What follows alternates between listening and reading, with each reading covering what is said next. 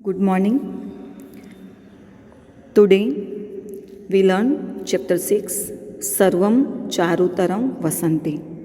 Everything more beautiful in spring. Mahakavi Kalidas is a renowned poet of Sanskrit as well as of the world.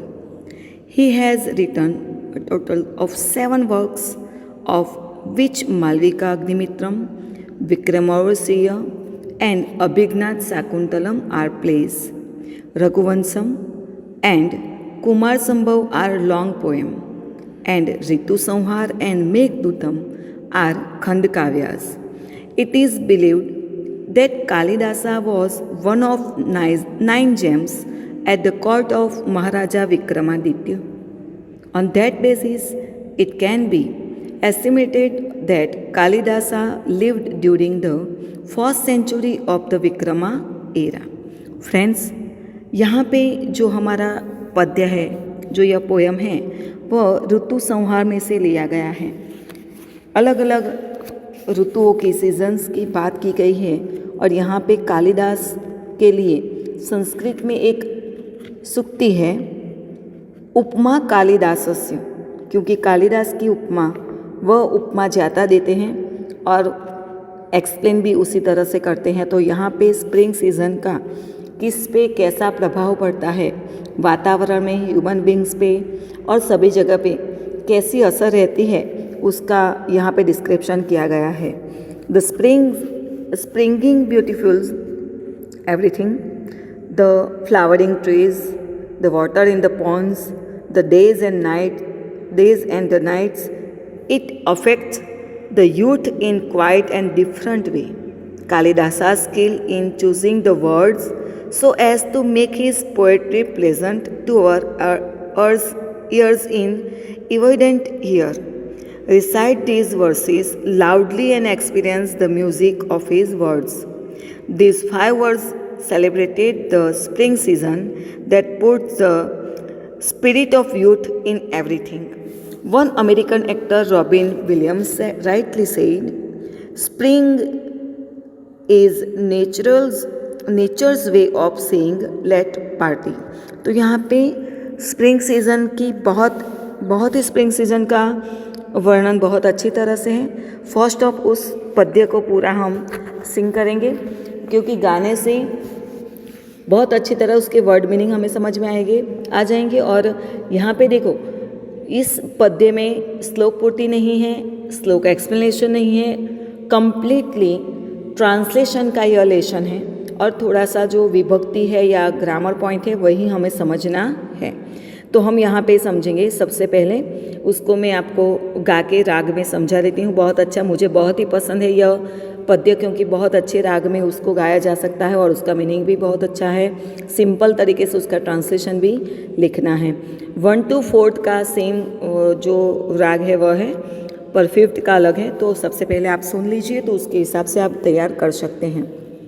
First है द्रुमास पुष्पा सलिलं सपद्मं स्त्रिय सकामा पवन सुगंधि शोखा प्रदोषा दिवसाश्च रम्या सर्वं प्रिये चारुतरं वसन्ते वापी जलानां मणिमेखलानां शशाङ्कभासां प्रमदा जनानाम् आम्रद्रुमाणां कुसुमानतानां ददाति सौभाग्यमयं वसन्ते कर्णेषु योग्य नवकर्णिकारं चलेषु नीलेष्वलके सशोकं शिखासु पुष्पं नवमल्लिकाया प्रयान्ति कान्ति प्रमदा जनानां गुरुनिवासांसि विहाय तूर्णं तनूनीलाक्षारसरञ्जितानि सुगन्धिकाला गुरुदूपितानि दत्ते जनकाममदालशांग। इसका अलग है।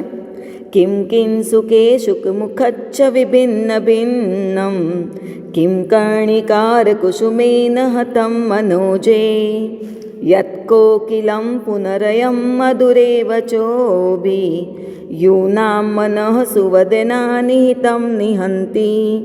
अब यहाँ पे 1 बाय 1 सभी श्लोक के ट्रांसलेशन को हम समझेंगे, साथ में ग्रामर पॉइंट को भी समझेंगे। First of द्रुमाः।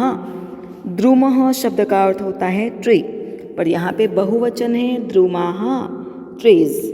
सपुष्पः बहुवचन का रूप है, प्रथमा विभक्ति बहुव्रीहि समास है। पुष्प वाले जो है वह, कौन है पुष्प वाला?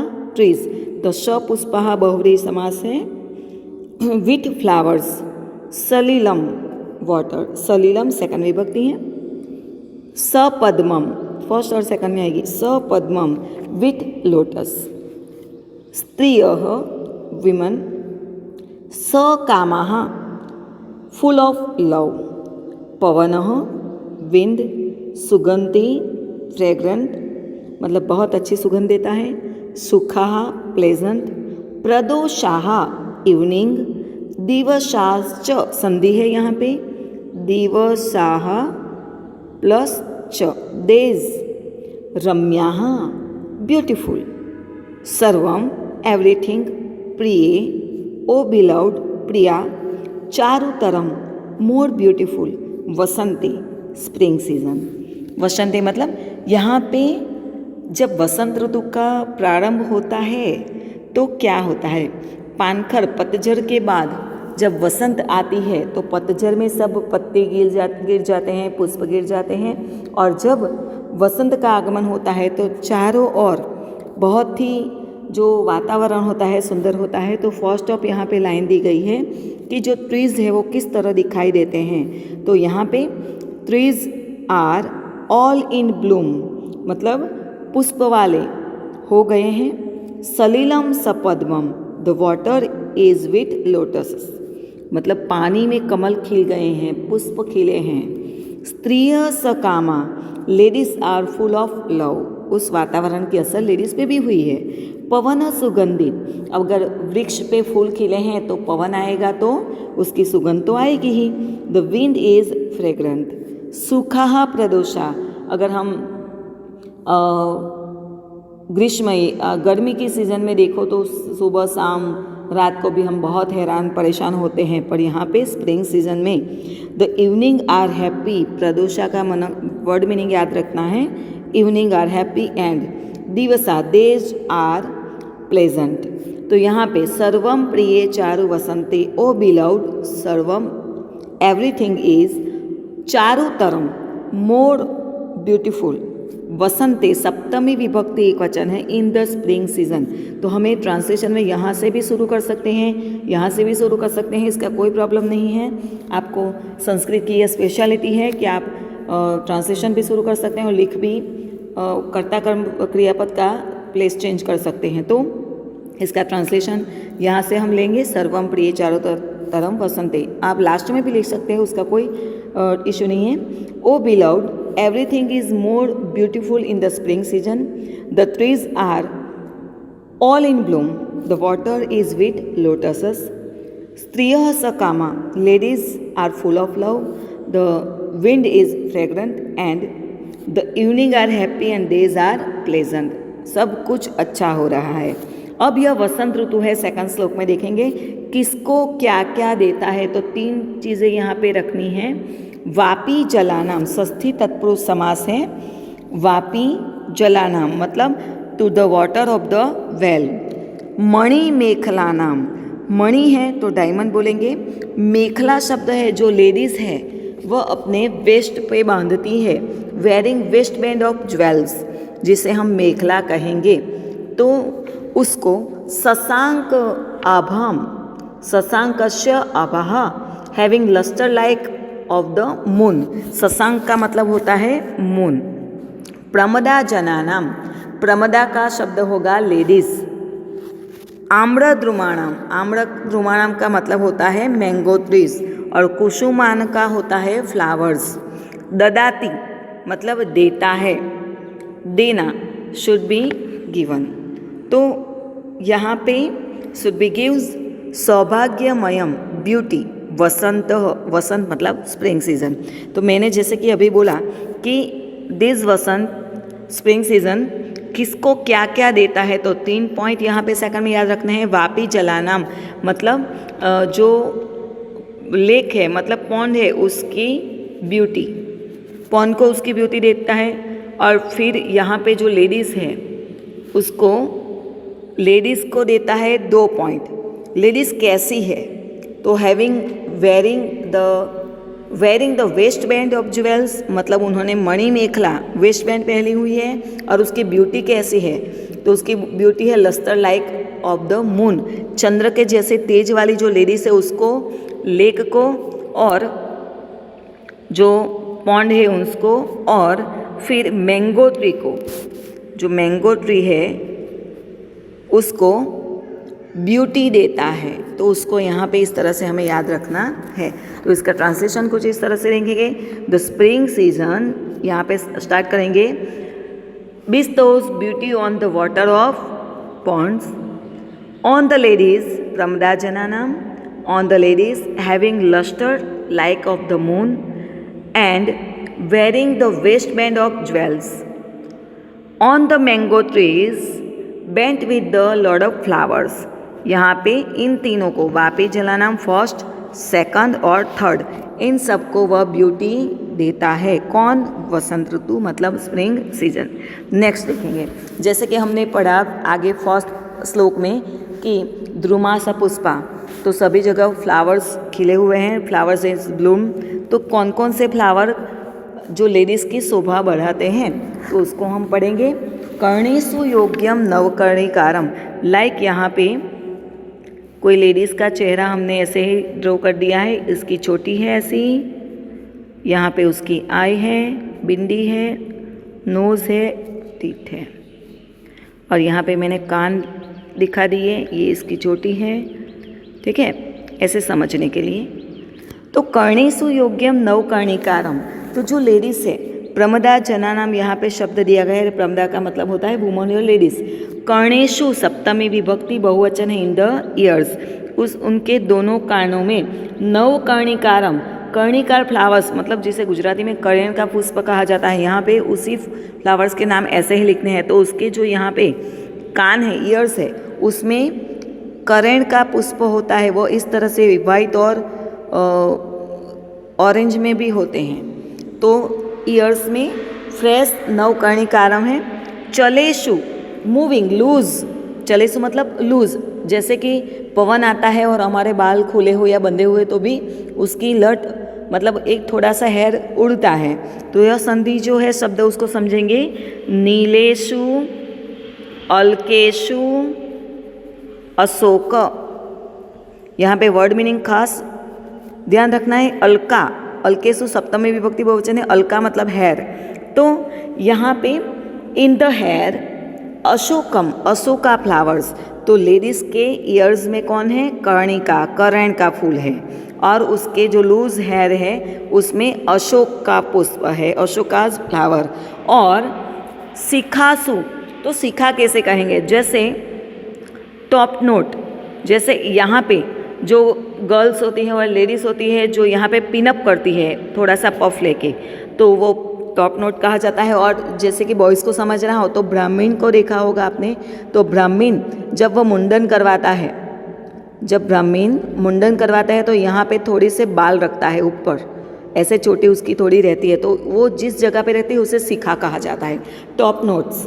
तो उसको हमें वहाँ पे शिखा समझना है। तो लेडीज़ की उस शिखा में कौन सा फूल है? नव मल्लिकाया। नव शब्द मतलब होता है फ्रेश, जो अभी अभी खिला हुआ है, fresh mallika flowers on the top notes. प्रयांति, प्रयांति मतलब ब्यूटीफुल, दे लुक ब्यूटीफुल। कांति ब्यूटीफुल, वह देता है। प्रमदा जनानाम, लेडीज़ को सुंदरता देता है क्योंकि वह आभूषण है। जब कालिदास का समय की बात की गई है तो वहाँ पे बहुत लंबे लंबे बाल लेडीज़ों के हुआ करते थे और पुष्पों से, फ्लावर्स से उसको बाल को सजाया करती थी। तो इस श्लोक में अलग अलग तरीके से अलग अलग फ्लावर्स को वह अपने बालों में, अपने कानों में सजा के रखती थी, तो और उससे उसकी सुंदरता, उसकी ब्यूटी कितनी बढ़ जाती थी, उसका वर्णन यहाँ कहा गया है। और फ्लावर्स कब ज़्यादा होते थे? वसंत ऋतु में, स्प्रिंग सीजन में। तो इसका ट्रांसलेशन हम देखेंगे। Fresh karnika flowers, first line की है, suitable to be worn on the ears, उसके कान में शोभा देते हैं।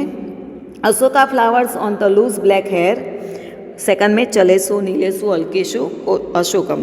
तो लूज हेयर में, ब्लैक हेयर में अशोका फ्लावर्स हैं। शिखासु पुष्पम नव मल्लिकाया, fresh mallika flowers on the top notes.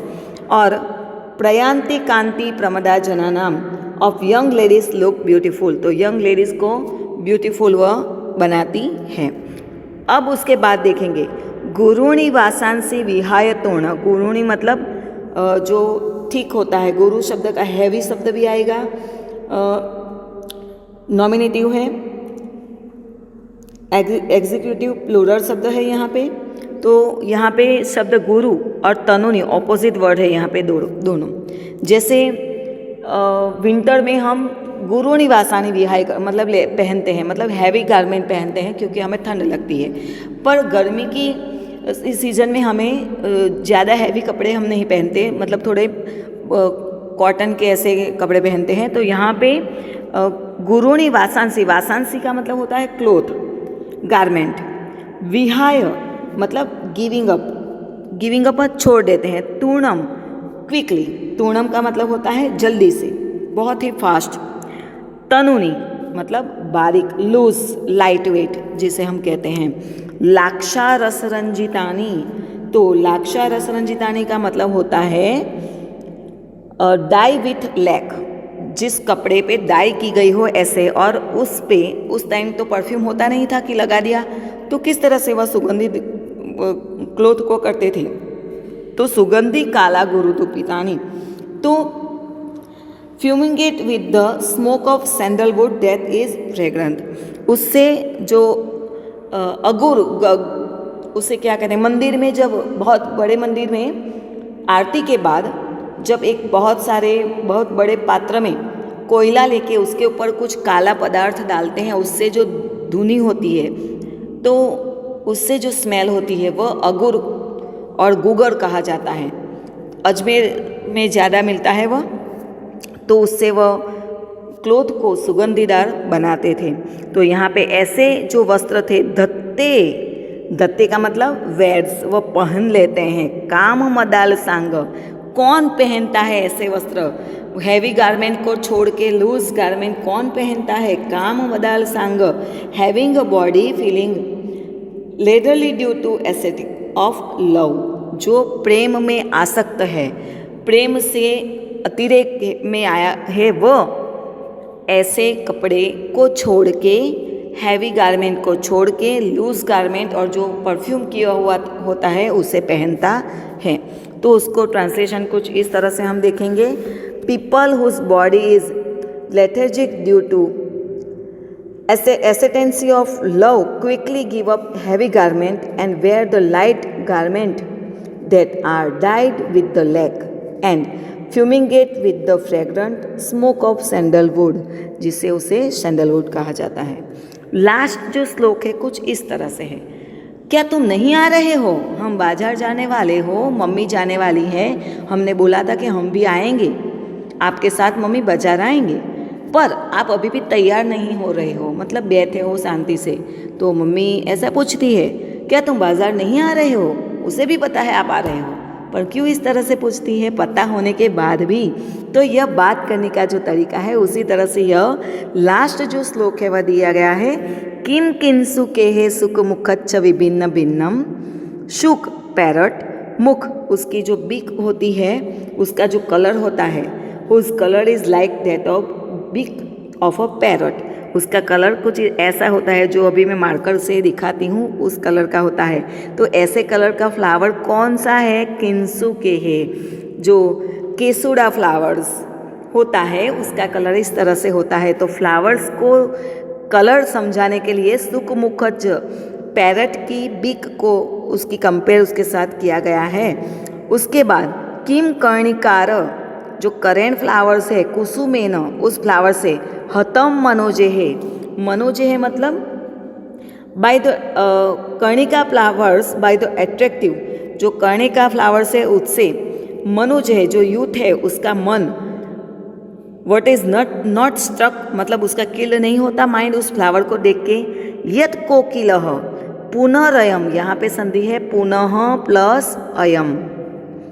And then मधुरेहे वचोभिः, beautiful voice से, जो कोकिला है कोयल है कुकू है उसके ब्यूटीफुल वॉइस से यूना मनः, यूना मतलब यूथ का माइंड है, वह निहंती वह किल्ड नहीं होता, किससे किसमें, सुवदना निहितम, जो ब्यूटीफुल लेडीज़ है, plays in the ladies having beautiful face, जो ब्यूटीफुल लेडीज़ है उसको देख के जब वो लेडीज़ वहाँ से जा रही हो और तभी वो कुकू का ब्यूटीफुल वॉइस होता है कुहू, तो यूथ का मन वहाँ पे किल्ड हो जाता है, वह लालायित हो जाते हैं उनको देखने के लिए।